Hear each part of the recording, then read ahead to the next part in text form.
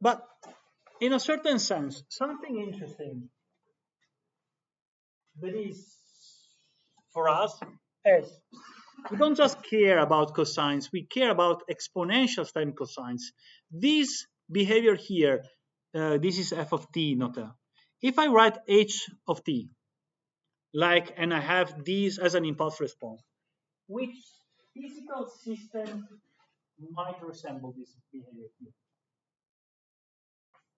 Which physical system might have this h of t as an impulse response? Whenever I write h of t, I mean impulse response. A mass free damper with some friction. True? In a certain sense, these type of objects, that is not just cosines and sines, but cosines that exponentially decay, those are interesting for us. What is the problem? The problem is that whenever we take this object here and we do the matching cosines and sines as we were seeing before, we get a finite number and we do not have those spectral lines. True?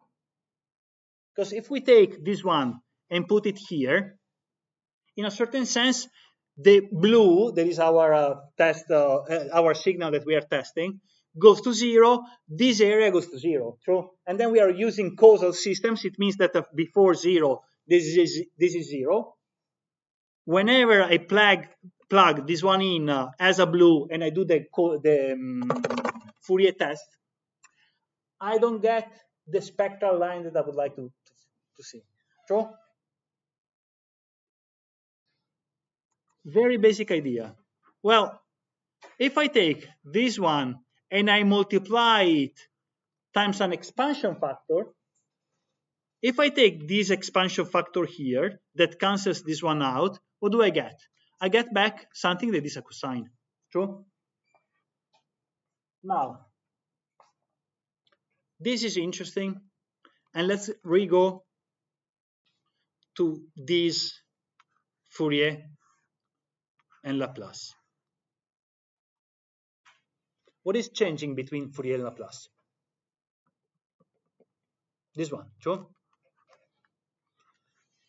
There's also this one, but it's because we are using causal systems and we are looking at the impulse responses. Okay, so eventually this one would be also, if we were thinking of this one, that is the stuff that we look for in control, this one still would be this one, true? Because this one is going to be an H, okay?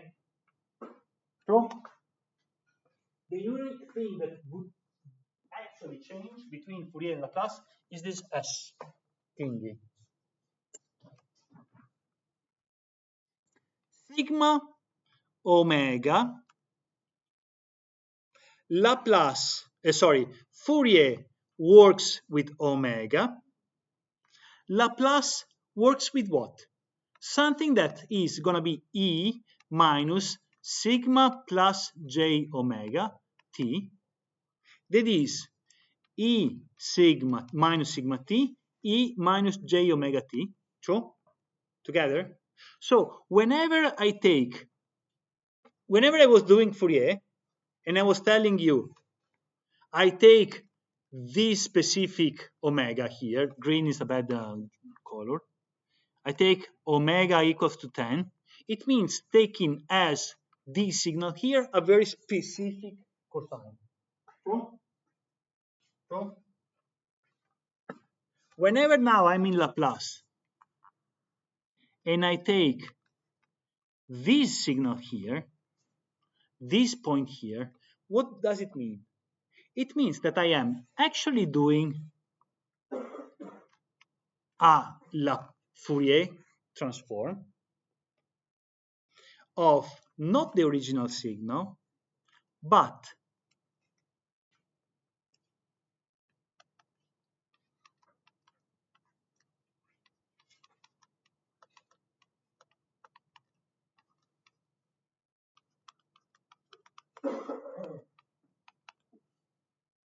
original signal scaled Fourier transform.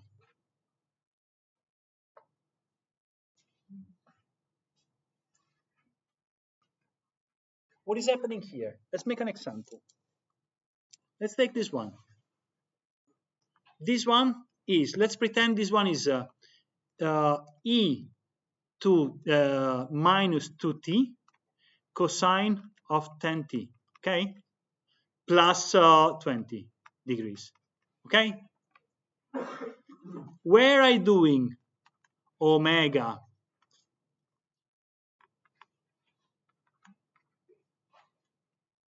Where I doing Fourier, purely Fourier, and I was checking the matching.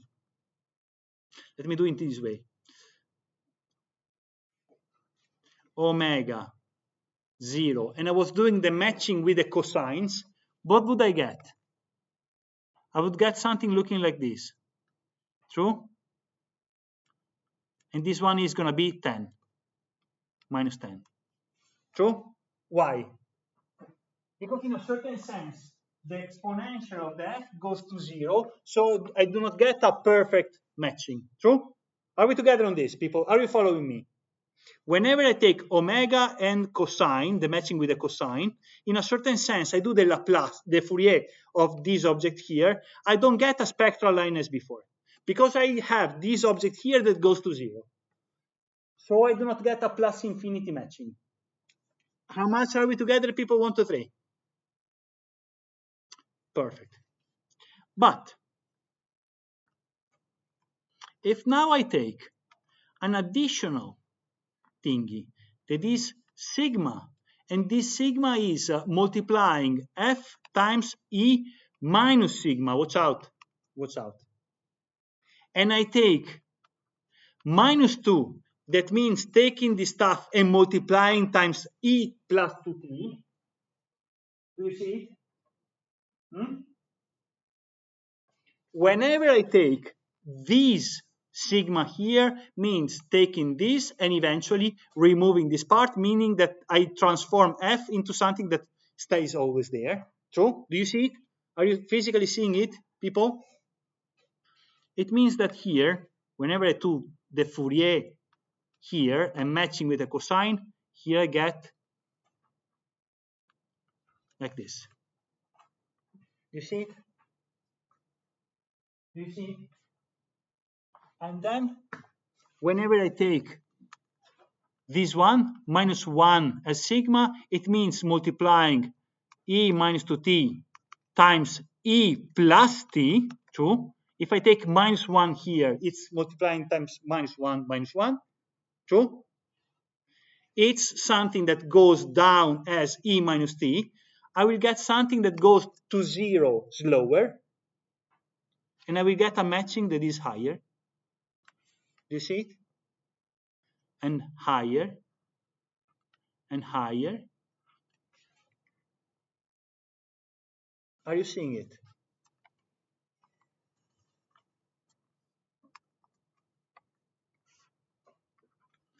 Omega, oops, sigma, and this one is going to be my matching with cosines, matching with, how do you say, amplified cosines.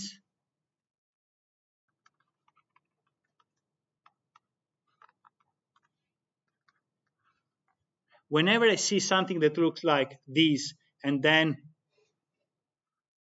kind of a cones, I don't know why I am so dumb that I don't open them before. I know that I've got them here.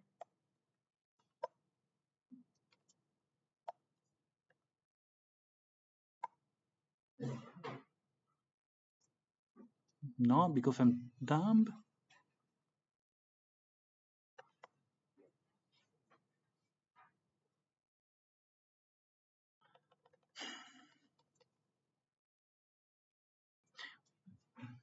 I'm going to find it. I'm going to find it very soon. I don't remember where I put it, but I know that I've got them. Manim, here. They have to be here. Here.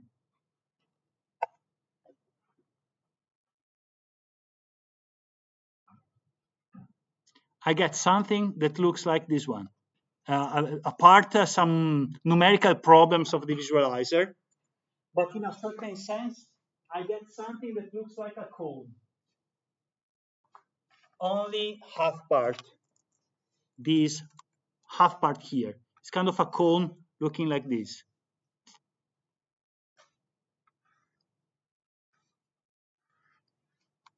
This one, this behavior, half put in here.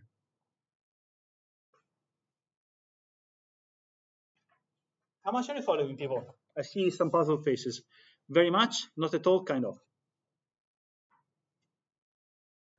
Be okay.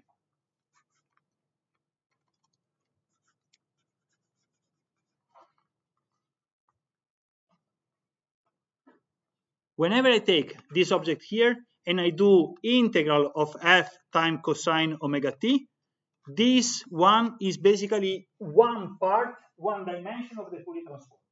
Together? Perfect.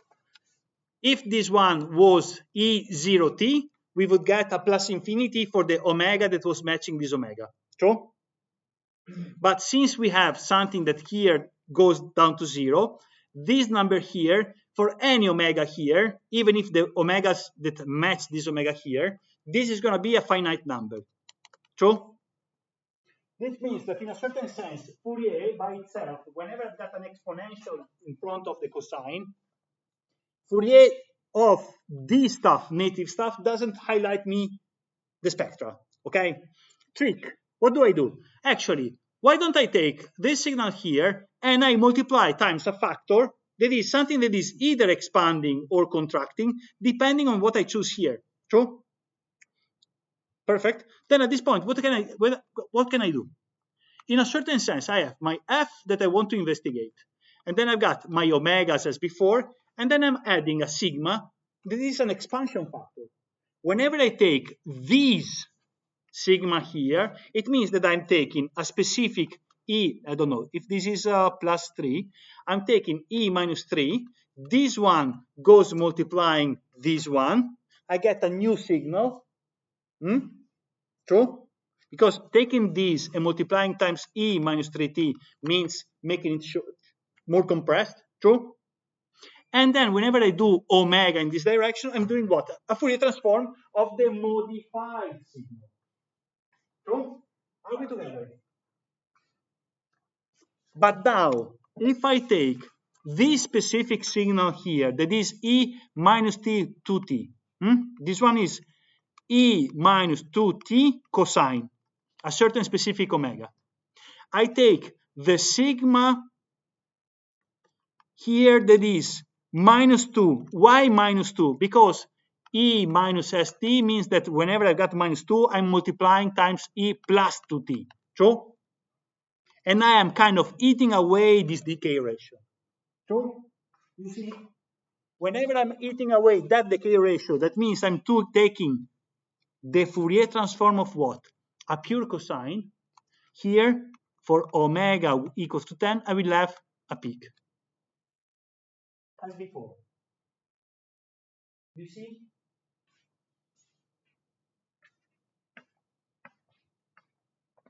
Are you following me?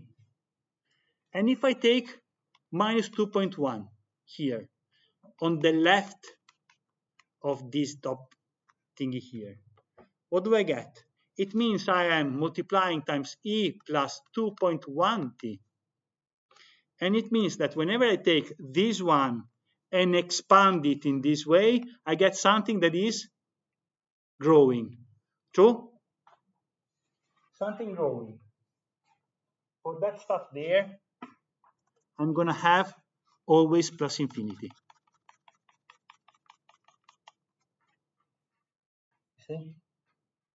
In a certain sense, whenever I take Laplace, the sigma in Laplace is an expansion compression factor. On the left, it's an expansion. On the right, it's a compression, because we got this E minus ST, okay? There will be the leftmost part, in a certain sense, is let's eat away the compression or expansion factor, and let's do a Fourier of just the standing constants. Are you following me, people? 1, 2, 3. That means that eventually Laplace is what? Laplace is a series of Fourier. It's for every sigma is going to be a Fourier of an expanded factor or compressed factor. Compressed how much? Depends on sigma. Okay? So Fourier was matching with cosines. Laplace is going to be matching with cosines times E something. And it's a matching. It's the same matching as before, only that it's even more complex because Fourier was giving for each omega, was giving us a complex index, true? How much we match with cosines and how much we match with sines, true? Now, Laplace is omega and sigma, that is frequency and expansion factor, and for every complex number gives us matching with cosines, matching with sines. Together? Also here we will take the modulus, because taking the modulus means ignoring the phase. Because if a sine starts in this way or in this way, we get the same concept.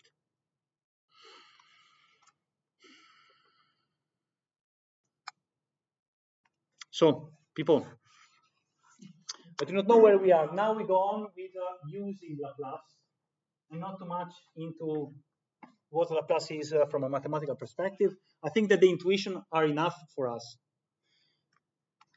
Watch the additional material, please, because you have to have those intuitions in your mind for your whole career. Look at me. This stuff here is important. You can't be automatic control engineers, regular technique engineers, without knowing what Laplace and Fourier is from an intuitive perspective. And now that we kind of got that Fourier is a matching with cosines and sines, and Laplace is a Fourier expanded with exponentials, integral minus infinity plus infinity f of t e minus st dt, this one as a definition becomes obvious. Because if you understood what it is, reconstructing this definition is trivial. Very much together, not at all, kind of. Good. Other questions, people? Yes. When you give the example of f of t being e to the minus power of t cosine of 10t plus ACA, when we just did the Fourier, obviously we don't go to infinity in 10 and minus 10, but like it's continuous, it's not discrete. That is due to the delay or something? Like in the plot you did. And then so I think that whenever I was doing something like this, I was doing something like this. Yeah. I don't see why it should be discontinuous. No, not discontinuous. Just like at minus 10 plus 10. Why is it continuous? Like, because if the function is just cosine of 10t, like, is it due to the delay? Just a moment. Whenever I was doing this part here was basically the Fourier of e minus 2t cosine 10t plus 30. Okay. Yeah. And it's finite because, in a certain sense, it's something that is finite. Yeah, I know it's finite, but why it's not finite just in plus 10, minus 10, and we have other components in other omegas? I bet that from a numerical perspective, it has to be because it's a cone. So from a graphical perspective, it is a cone, and it's always the same type of cone. So somehow it has to be continuous. I would say that from a graphical perspective, if I have something that looks like something like this, and then I take something that looks like this one, and this one is my inspection cosine. If I change slightly the frequency of this one, the numbers are changing continuously. They To the delay. not to the delay, due to the fact that this one goes to zero. Okay. Because not the thing equal to zero, it would be like just to spike. Indeed, indeed, indeed. But it's the fact that it goes to zero. That from a numerical perspective, it's basically this plot here. Where was I? It's this plot here, so only that this one goes to zero. So, and then you've got a slightly different omega, and it's not going to change dramatically from plus 10 to 0. It's going to go to 9.9, 9.8, 9.7. True. Yes, and when we use instead Laplace and we like choose the sigma that eliminates the exponential decay, in that case we have just to spike. Indeed, indeed. It's actually, this drawing is a little bit wrong, because in a certain sense this doesn't show you the true stuff. It's you should kind of imagine that where there's the peak, on the left it's not defined, on the same sigma is defined only where there's the peak, and there it's zero otherwise, because it becomes a Fourier. Okay, for the single pole case. Okay, other questions, people?